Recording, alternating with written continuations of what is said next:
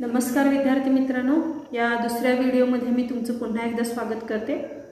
आता आपण काही अंतर्लिखित कोनाचे प्रमेय बघितले। आता याच अंतर्लिखित कोनाचे उपप्रमेय आपण अभ्यासणार आहोत। तर त्यातलं पहिलं उपप्रमेय आपण अभ्यासत आहोत। प्रमेय काय बघा, एकाच कंसात अंतर्लिखित झालेले सर्व कोन एकरूप असतात। ठीक आहे, बघा काय म्हटलं, एकाच कंसात म्हणजे जर आपण PSR हा कंस धरला तर एकाच कंसामध्ये PQR आणि PSR हे दोन्हीही कोन अंतर्लिखित झालेले आहेत। ठीक आहे, तर हे सर्व कोन कसे असतात, एकरूप असतात, हे प्रमेयामध्ये म्हटले आहे। आता प्रमेयावरून आपण पक्ष लिहूया। तर कोन PQR व PSR हे कंस PSR मध्ये अंतर्लिखित झालेले आहेत। बघा दोन्ही कोनाचा विचार करूया। ठीक आहे, कोन PQR आणि कोन PSR हे दोन्हीही कोन कंस PQR मध्ये अंतर्लिखित झालेले आहेत किंवा कंस PSR मध्ये अंतर्लिखित झालेले आहेत। आता या कंसाचं नाव तुम्ही PQR सुद्धा घेऊ शकताय किंवा PSR सुद्धा घेऊ शकता। ठीक आहे, म्हणजे कोन PQR व कोन PSR हे PSR या कंसामध्ये काय झालेले आहेत, अंतर्लिखित झालेले कोन आहेत। हे आपल्याला पक्षामध्ये माहित होतं। तर सिद्ध काय करायचं आपल्याला की हे दोन्हीही कोन एकरूप आहेत। कोन PQR एकरूप कोन PSR हे आपल्याला सिद्ध करायचं आहे। ठीक आहे, आता आपण सिद्धतेकडे जाऊया। तर आता सिद्धतेमध्ये बघा काय लिहिणार आहोत आपण। पहिलं वाक्य काय लिहू शकतो बघा, तर साधारणतः अंतर्लिखित कोनाच्या प्रमेयानुसार त्यानं अंतरखंडित केलेलं कंस हे त्याच्या काय असतं, त्याच्या कोनाच्या मापाच्या निम्म असतं, हे आपल्याला लिहायचं आहे। ठीक आहे, तर कोनाच्या मापाच्या निम्मे असतं हे आता प्रमेय आपण कशामध्ये लिहिलेलं आहे, अंतर्लिखित कोनाच्या प्रमेयामध्ये पाहिलेलं आहे। तर आता त्यानुसार याच आधीच्या प्रमेयाचा वापर करून आपण हे प्रमेय सिद्ध करणार आहोत। तर बघा, कोन PQR बरोबर अर्धा किंवा 1/2 माप कंस PR याला म्हणते मी विधान 1। बघा, कोन PQR बरोबर 1/2 माप कंस PR म्हणजे PQR ने कंस PR ला अंतरखंडित केलेला आहे आणि अंतर्लिखित कोनाच्या प्रमेयानुसार की अंतरखंडित कंस हा त्याने अंतरखंडित केलेल्या कोनाच्या मापाच्या निमपट असते। त्यानुसार आपण हे विधान लिहिलेले आहे। त्याच पद्धतीने दुसरं विधान करता येईल आपल्याला कोन PSR साठी। कोन PSR बरोबर 1/2 माप कंस PR। ठीक आहे, त्याला म्हणूया आपण विधान क्रमांक 2। ठीक आहे, कंस PSR ने सुद्धा PR लाच अंतरखंडित केलेला आहे आणि अंतर्लिखित कोनाच्या प्रमेयानुसार अंतर्लिखित खंडित केलेल्या कंसाचं माप हे त्या कोनाच्या मापाच्या निमपट असतं। मी इथे लिहू शकतो, या दोन्हीला आपण कारण काय लिहू शकतो, अंतर्लिखित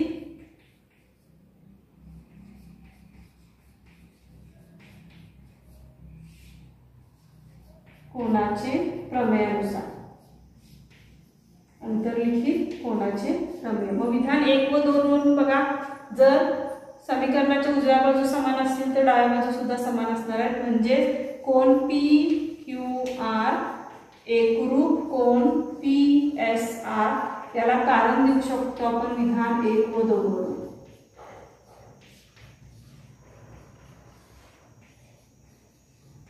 विधान 1 व 2 वरून सिद्ध होतं की कोन PQR एकरूप कोन PSR, कारण जर समीकरणाच्या दोन्ही बाजू आपण घेतल्या तर ह्या काय होईल, PR ला कॅन्सल होईल। त्यामुळे राहिलं शिल्लक काय, PQR एकरूप PSR किंवा डायरेक्ट विधान 1 व 2 वरून कोन PQR एकरूप कोन PSR हे आपण सिद्ध करू शकतो। ठीक आहे, बघा हे उपप्रमेय आपण पुन्हा एकदा अभ्यासूया। प्रमेय काय आहे, एकाच कंसात अंतर्लिखित झालेले सर्व कोन एकरूप असतात। प्रमेयावरून आपण पक्षामध्ये माहिती काय दिली, कोन PQR व कोन PSR हे कंस PSR मध्ये अंतर्लिखित झाले आहेत। साध्य काय करायचं आहे, कोन PQR एकरूप कोन PSR।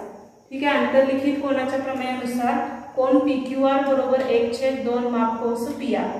त्यानंतर याला आपण विधान 1 म्हटलं। कोन PSR बरोबर 1/2 माप कंस PR याला आपण विधान 2 म्हटलं। हे दोन्हीही विधान आपण अंतर्लिखित कोनाच्या प्रमेयानुसार लिहिलेले आहे। अंतर्लिखित कोनाच्या प्रमेयानुसार अंतर्लिखित कोनाने अंतरखंडित केलेले कंस हे त्याच्या कोनाच्या मापाच्या निव्वळ असते। त्यानंतर विधान 1 आणि 2 वरून बघितलं तर समीकरणाच्या उजव्या बाजू समान आहेत म्हटलं, डावी बाजू सुद्धा समान असणार आहे, म्हणजेच कोन PQR एकरूप कोन PSR विधान 1 व 2 वरून आपलं काय झालेलं आहे, आपण साध्य सिद्ध केलेलं आहे। आता आपण या पुढील दुसरं उपप्रमेयाचा अभ्यास करणार आहोत। अंतर्लिखित कोनाच्या उपप्रमेयामधलं आता दुसरं उपप्रमेय आहे, अर्धवर्तुळात अंतर्लिखित झालेला कोन काटकोन असतो। आता अर्धवर्तुळ म्हणजे माहिती आहे की अर्धवर्तुळाचं माप हे 180 अंश असतं। तर अशा अर्धवर्तुळामध्ये अंतर्लिखित झालेला कोन हा 90 अंशाचा असतो, हे आपल्याला सिद्ध करायचं आहे। ठीक आहे। त्यानंतर आता पक्ष बघा काय आहे, कंस ABC व कंस AXC हे अर्धवर्तुळ कंस आहेत। कोन ABC ला कंस ABC ने अंतर्लिखित केलेला आहे आणि रेघ AC हा व्यास आहे। ठीक आहे। तर पक्षामध्ये काय काय माहिती दिलेली आहे बघा, ABC आणि AXC हे दोन्ही कंस अर्धवर्तुळ कंस आहेत। शिवाय AC ही काय आहे, व्यास आहे वर्तुळाची, आणि कोन ABC ला कंस ABC ने काय केलेलं आहे, अंतर्लिखित केलेलं आहे। हे सर्व माहिती आपण प्रमेयावरून पक्षामध्ये लिहिलेली आहे। बघा, कंस ABC व कंस AXC अर्धवर्तुळ कंस आहेत। कोन ABC ला कंस ABC ने अंतर्लिखित केले आहे आणि रेघ AC हा त्याचा व्यास आहे। काय सिद्ध करायचं आपल्याला ते आपण साधीमध्ये लिहिलेलं आहे। कोन ABC हा 90 अंशाचा आहे हे आपल्याला सिद्ध करायचं आहे। ठीक आहे। तर आता घेऊया आपण माप कंस AMC बरोबर 180 अंश, याला म्हणते मी विधान 1। बघा, AMC हा 180 अंशाचा आहे, का? कारण तो अर्धवर्तुळ आहे म्हणून, कारण लिहूया त्याचं अर्धवर्तुळ कंस। ठीक आहे, अर्धवर्तुळ कंस आहे, त्यामुळे कंस AMC चं माप किती आलं, 180 अंश। त्यानंतर बघा, आता आपण अंतर्लिखित कोनाच्या प्रमेयानुसार काय करू शकतो, कोन ABC बरोबर 1/2 माप कंस AMC हे कशावरून घेतलं आपण, अंतर्लिखित कोनाच्या प्रमेयानुसार। अंतर्लिखित कोनाचे प्रमेय। आता ह्याच्यामध्ये आपण किमती घालूया। कोन ABC आहे तसा ठेवला आपण, कोन ABC बरोबर 1/2 गुणिले माप कंस AMC किती आहे, 180 अंश। आता 2 ने 180 ला भागले की उत्तर किती येणार आहे, 90 अंश, म्हणजे कोन ABC बरोबर 90 अंश हे इथं आपलं सिद्ध झालेलं आहे। कोन ABC हा 90 अंशाचा आहे हे सिद्ध झालेलं आहे। बघा, आपण प्रमेय पुन्हा एकदा अभ्यासूया। प्रमेय आहे, अर्धवर्तुळात अंतर्लिखित झालेला कोन हा काटकोन असतो। पक्षामध्ये आपण माहिती काय केलेली आहे, कंस ABC व कंस AXC हे अर्धवर्तुळ कंस आहेत। कोन ABC ला कंस ABC ने अंतर्लिखित केलेला आहे आणि रेघ AC हा त्या वर्तुळाचा व्यास आहे। साध्य करायचं आहे आपल्याला कोन ABC बरोबर 90 अंश। आता साधारणतः ह्या आकृतीमध्ये पाहिलं तर ABC न कंस AMC ला अंतरखंडित केलेला आहे। मग माप कंस AMC चा माप किती होणार आहे, 180 अंश, कारण का, तो अर्धवर्तुळ कंस आहे म्हणून। त्यानंतर अंतर्लिखित कोनाच्या प्रमेयानुसार त्याला अंतरखंडित केलेला कंस हा त्याच्या कोनाच्या कसं असतं, निव्वट असतं। या अंतर्लिखित कोनाच्या प्रमेयानुसार कोन ABC बरोबर 1/2 माप कंस AMC अंतर्लिखित कोनाच्या प्रमेयानुसार। मग कोन ABC बरोबर 1/2 गुणिले माप कंस AMC किती आहे, 180 अंश। 2 ने 180 ला भागले की उत्तर किती येणार आहे आपले 90 अंश, म्हणजे कोन ABC बरोबर 90 अंश हे आपण सिद्ध केलेलं आहे। म्हणजेच प्रमेयानुसार अर्धवर्तुळात अंतर्लिखित झालेला कोन हा काटकोन असतो हे इथं सिद्ध होते। अंतर्लिखित कोनांच्या उपप्रमेयानंतर आता पुढचा भाग येतो चक्रीय चौकोन। चक्रीय चौकोन म्हणजे नेमकं काय, ज्या चौकोनाच्या चारही शिरोबिंदू एकाच वर्तुळावरती असतात अशा प्रकारच्या चौकोनाला चक्रीय चौकोन असं म्हणतात। बघा, मी व्याख्या पुन्हा एकदा वाचते। चौकोनाचे चारही शिरोबिंदू एकाच वर्तुळावरती असतील तर त्या चौकोनाला चक्रीय चौकोन असं म्हणतात. तर आता पुढे बघा, चक्रीय चौकोनाचं प्रमेय आपण सिद्ध करणार आहोत.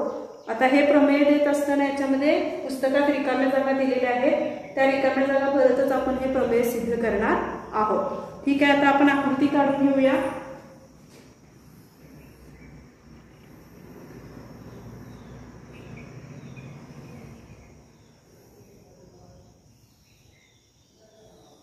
ठीक आहे, हा चक्रीय चौकोन मी काढलेला आहे. त्याला नाव देऊया ABCD आणि D. म्हणजेच बघा, व्याख्येनुसार ABCD हे चारही शिरोबिंदू चौकोनाचे वर्तुळावरती आहे, त्यामुळे हा अशा प्रकारच्या आकृतीला चक्रीय चौकोन असं म्हणतात. चला तर मग आता आपण चक्रीय चौकोनाचे प्रमेय सोडवत जाऊया. प्रमेय काय आहे बघा, चक्रीय चौकोनाचे सम्मुख कोन परस्परांचे पूरक कोन असतात. बघा, हा चक्रीय चौकोन आहे, त्याचे सम्मुख कोन म्हणजे A आणि C हे सम्मुख कोन आहेत आणि D आणि B हे सम्मुख कोन आहेत. आणि हे सम्मुख कोन कसे असतात, पूरक असतात असं म्हटलेलं आहे. आता पूरक म्हणजेच काय, त्यांच्या मापांची बेरीज 180 अंश असते. म्हणजे थोडक्यात A आणि C ही सम्मुख कोनांची जोडी आहे, त्यांच्या मापांची बेरीज 180 अंश आहे. आणि D आणि B हे सम्मुख कोन आहे, ते परस्परांचे पूरक आहे, म्हणजे त्याच्या मापांची बेरीज 180 अंश आहे. तर आता यानुसार पक्षामध्ये आपण माहिती लिहित जाणार आहोत. चौकोन टिंबटिंब हा चक्रीय आहे, तर चौकोन ABCD हा चक्रीय चौकोन आहे. त्यानंतर बघा पुढे काय म्हटले, कोन B अधिक D. आता कोन B आणि D चा जर मी विचार केला तर हे समोरासमोरील कोन आहे, म्हणजे सम्मुख कोन आहे आणि त्यांच्या मापांची बेरीज किती यायला पाहिजे, 180 अंश. ठीक आहे, आता साध्य काय करायचं आहे बघा, तर याच्यामध्ये बघा, टिंबटिंब अधिक कोन C बरोबर 180 अंश. आता कोन C च्या समोरील कोन कोणता आहे, कोन A. म्हणजे कोन A आणि कोन C यांच्या मापांची बेरीज 180 अंश असते, हे आपल्याला सिद्ध करायचं आहे. आता सिद्धतेमध्ये जाऊया आपण. कोन ABC हा आंतरलिखित कोन असून त्याने कंस ABC ला आंतरखंडित केलेले आहे. बघा काय म्हटलेलं आहे, कोन ADC, कोन ADC हा काय आहे, आंतरलिखित कोन आहे, त्यानं ABC ला काय केलेलं आहे, आंतरखंडित केलेलं आहे.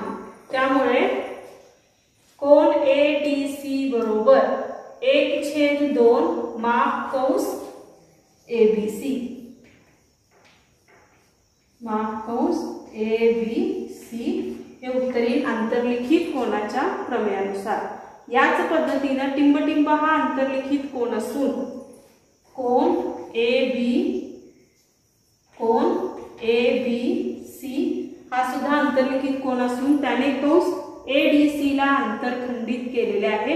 म्हणजे टिंबटिंब बरोबर 1/2 माप कंस ADC. म्हणजे कुठला कोन येईल आता इथं, कोन ABC बरोबर 1/2 माप कंस ADC म्हणजे आंतरलिखित कोनाच्या प्रमेयानुसार.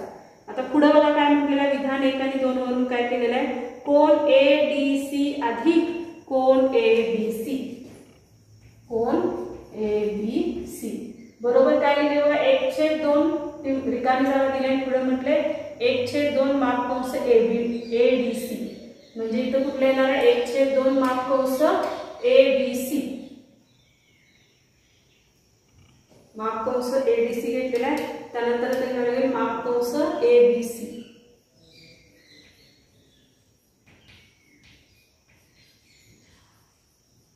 ABC. त्यानंतर आता पुढची रिकामी जागा बघा, विधान 1, 2 वरून घेतलं. 1/2 बरोबर टिंबटिंब अधिक माप कंस ADC. आता इथं कुठलं येणार, ADC म्हटले. आता जर घेतलं तर इथं कुठलं येणार आहे, ABC. 1/2 माप कंस ADC अधिक माप कंस ADC बरोबर 1/2 360 अंश. हे असं का लिहिले बघा, माप कंस ABC बघा, ABC आणि पुढचा आहे माप कंस ADC. म्हणजे माप कंस ABC आणि माप कंस ADC ने मिळून पूर्ण वर्तुळ तयार केलेलं आहे. म्हणून आपण काय लिहिलं, 1/2 बरोबर 1/2 इथं सामायिक काढलेलं आहे. राहिलं कुठले कंस, ABC आणि ADC त्यांना एकत्रित आणलेलं आहे. मग हे दोन कंस मिळून 360 अंशाचा पूर्ण वर्तुळ तयार होतं. आता 2 ने 360 ला भागलं की उत्तर आपलं किती येणार आहे, 180°. म्हणजे कोण ए आणि सी म्हणजे 180° हे माप कोणाचं आलं तर कोण डी आणि कोण बी.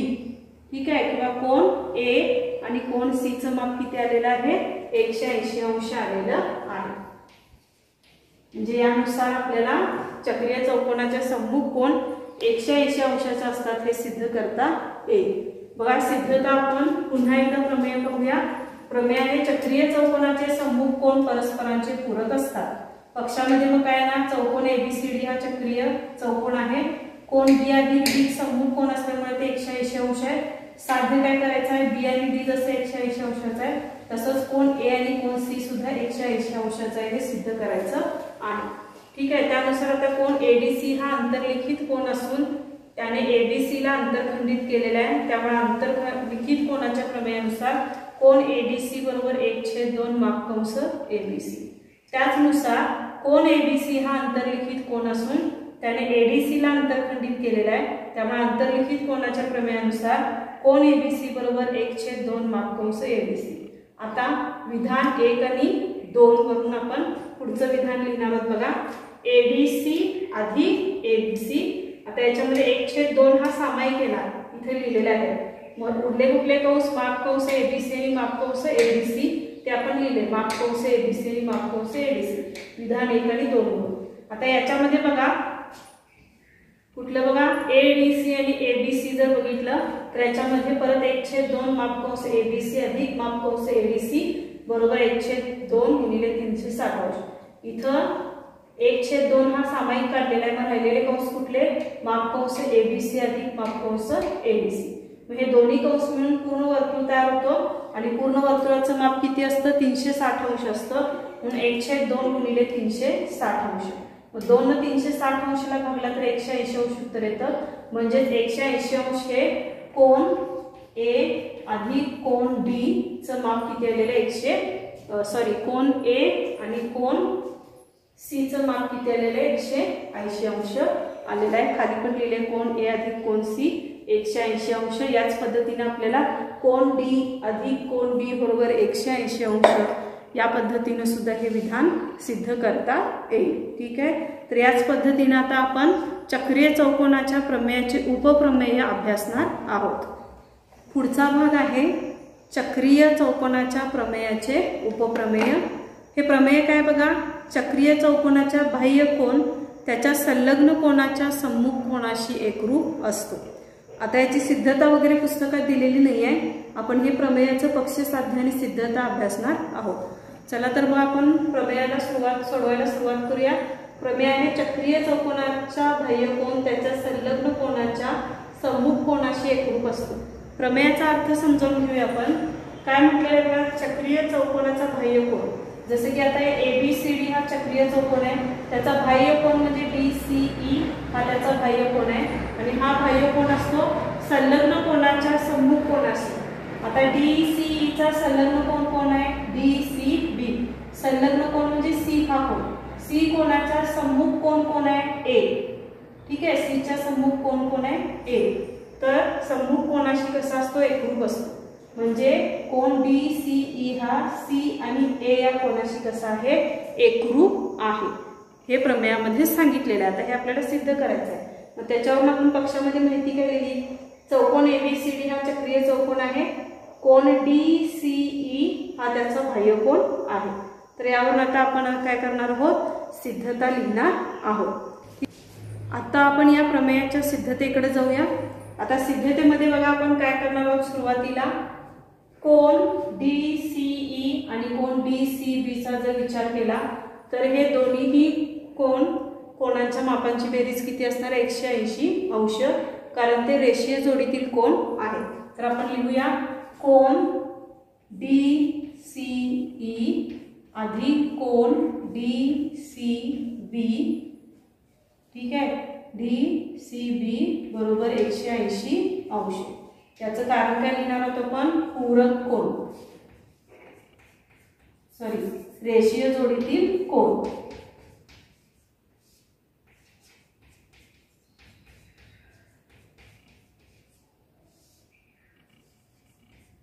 रेषीय जोडीतील कोन, कोन DCE आणि कोन DCB हे रेषीय जोडीतील कोन आहे आणि रेषीय जोडीतील कोनांच्या मापांची बेरीज 180 अंश असते. याला म्हणूया विधान 1. आता पुढचं सोडवूया आपण.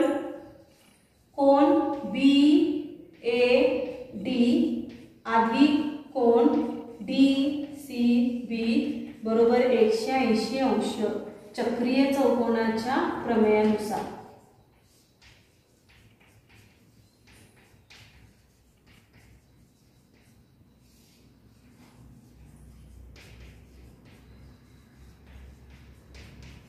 चक्रीय चौकोनाच्या प्रमेयानुसार म्हणजे चक्रीय चौकोनाच्या प्रमेयानुसार सम्मुख कोन परस्परांचे पूरक असतात. म्हणजे ए आणि सी हे सम्मुख कोन आहे, यांच्या मापांची बेरीज किती असणार आहे? 180 अंश असणार आहे. म्हणून कोन BAD अधिक कोन DCB बरोबर 180 अंश चक्रीय चौकोनाच्या प्रमेयानुसार. याला म्हणूया विधान क्रमांक 2. तर आता विधान 1 आणि 2 ची जर आपण तुलना केली तर त्याची उजवी बाजू समान आहे 180 अंश 180 अंश, म्हणून आपण डावी बाजू सुद्धा समान लिहू शकतो. मग कोन DCE अधिक कोन DCB बरोबर कोन BAD अधिक कोन DCB. इथं आपण कारण काय लिहिणार? विधान 1 व 2 वरून.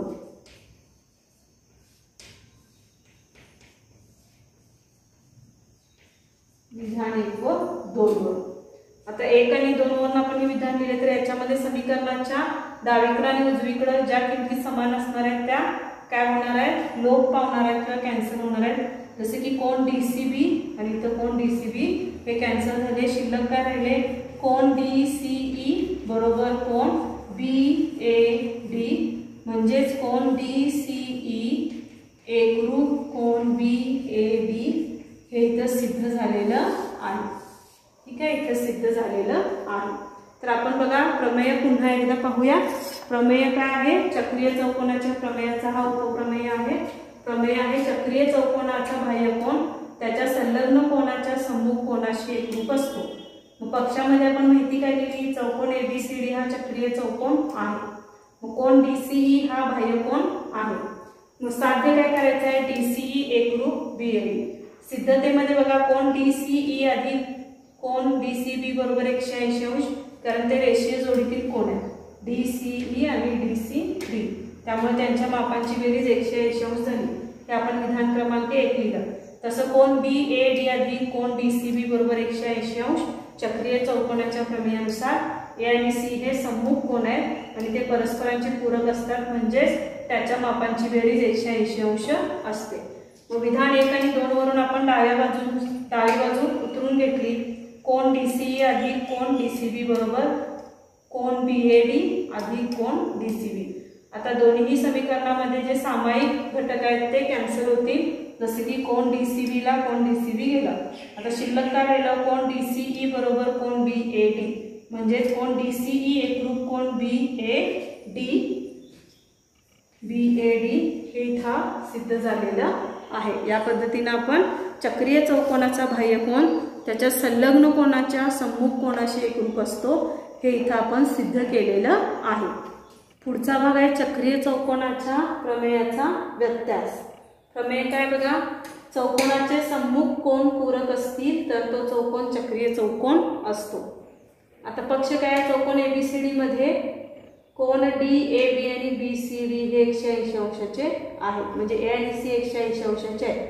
आणि साधे ABCD काय करायचं आहे? ABCD हा चक्रीय चौकोन आहे हे सिद्ध करायचं. आता आपण आकृतीमध्ये काय केलेलं आहे?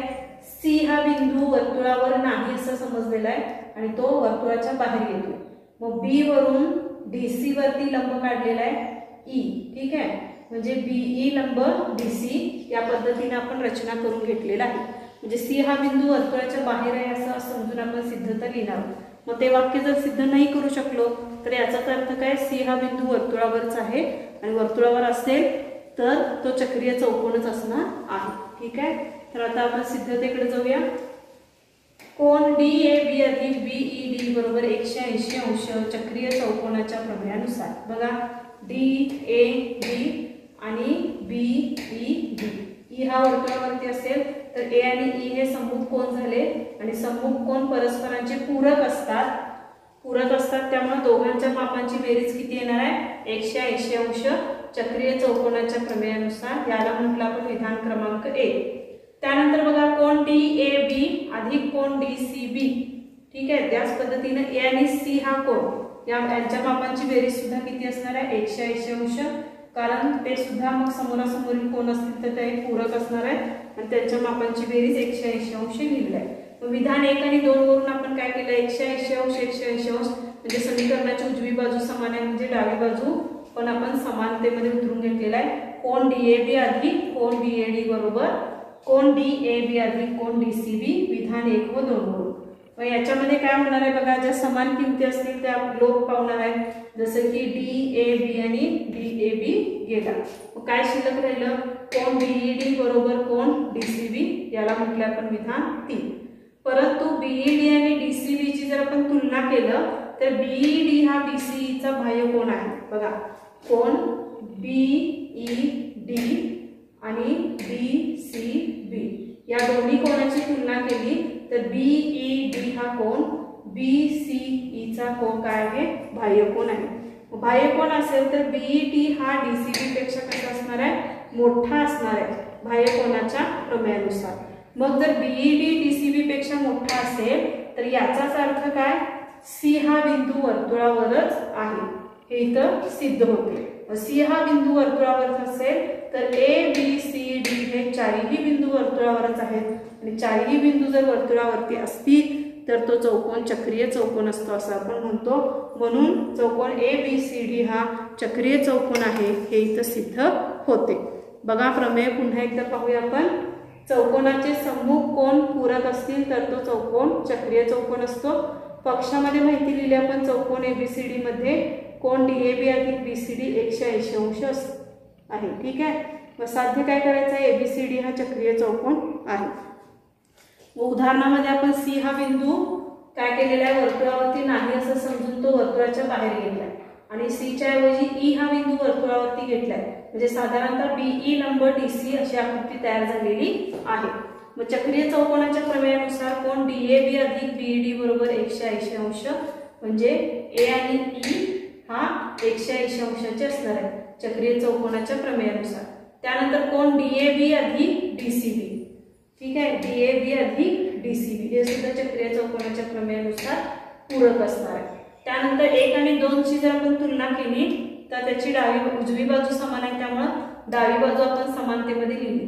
कोन DAB अधिक कोन BED बरोबर कोन DAB अधिक कोन DCB विधान 1 व 2 वरून. आता कोन DAB आणि कोन DAB समान पद असल्यामुळे त्याचा लोप झाला. शिल्लक काय राहिलं कोन BED बरोबर कोन DCB, याला म्हटलं आपण विधान 3.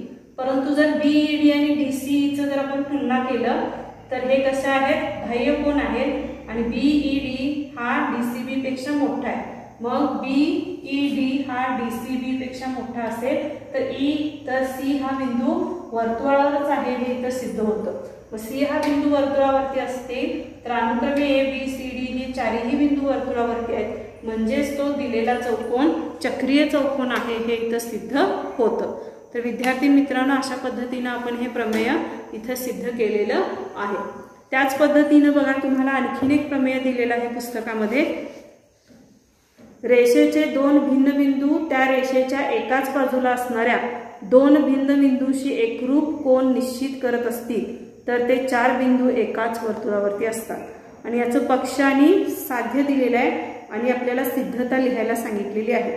तर याची सिद्धता लिहिण्याचा तुम्ही प्रयत्न करायचा आहे. ठीक आहे, तर विद्यार्थी मित्रांनो आजच्या या व्हिडिओमध्ये आपण जे जे गुणधर्म आणि प्रमेय अभ्यासले त्याचा आपण थोडक्यात आढावा घेऊया जेणेकरून या गुणधर्म आणि प्रमेयाचा वापर करूनच आपण सराव संच 3.4 मधील काही उदाहरणे सोडवणार आहोत.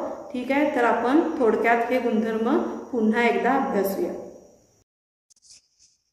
विद्यार्थी मित्रांनो उदाहरणे सोडवण्यासाठी ही गुणधर्म लक्षात असणे आवश्यक आहे. पहिला आहे वर्तुळात अंतर्लिखित केलेल्या कोनाचे माप त्याने अंतरखंडित केलेल्या कंसाच्या मापाच्या निम्मे असते.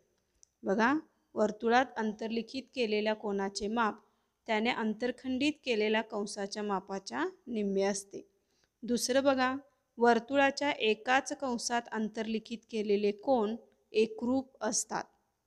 तिसरा गुणधर्म आहे अर्धवर्तुळात अंतर्लिखित केलेला कोन काटकोन असतो. अर्धवर्तुळात अंतर्लिखित केलेला कोन काटकोन असतो. चौथा आहे चौकोनाचे चारही शिरोबिंदू एकाच वर्तुळावर असतील तर त्या चौकोनाला चक्रीय चौकोन म्हणतात. पाचवा गुणधर्म आहे चक्रीय चौकोनाचे सम्मुख कोन पूरक असतात. चक्रीय चौकोनाचे सम्मुख कोन पूरक असतात.